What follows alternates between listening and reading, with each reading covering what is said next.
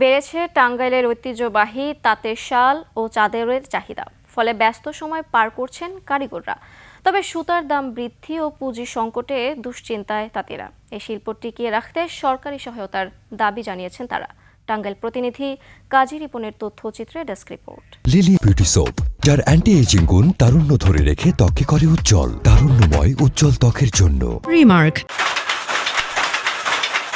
টাঙ্গাইল সদর, বাসাইল ও দেলদুয়ারে তৈরি হচ্ছে বাহারি রঙের আকর্ষণীয় ডিজাইনের চাদর, যা মন জয় করেছে নানা বয়সী মানুষের। চাহিদা বেশি থাকায় দিনরাত ব্যস্ত সময় পার করছেন কারিগররা।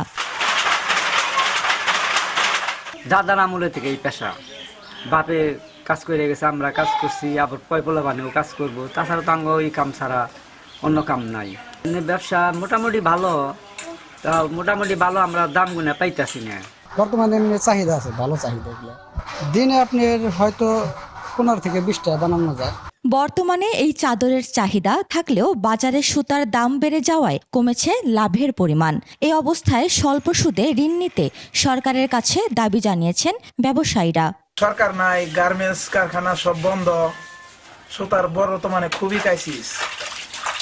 এখানে সরকার যেটাই গঠন করুক, আমাদের জানি সুখ সুবিধা হয় ব্যবসা করতে, আমরা এটাই কামনা করি। না, আমার সরকার ভাবে কোনো আমরা অনুদান পাইনি।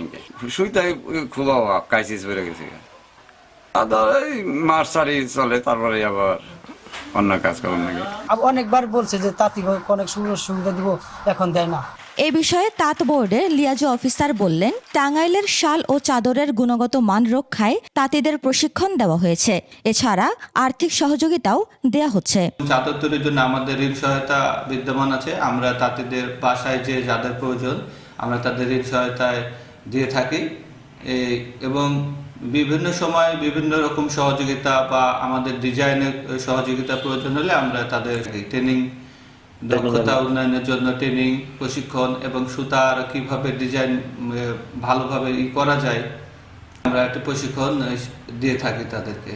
সরকারি পৃষ্ঠপোষকতা পেলে এ শিল্পে আরও মানুষের কর্মসংস্থান হবে বলে আশা করছেন সংশ্লিষ্টরা। উপমা রায়, ডেস্ক রিপোর্ট, 21শে টেলিভিশন।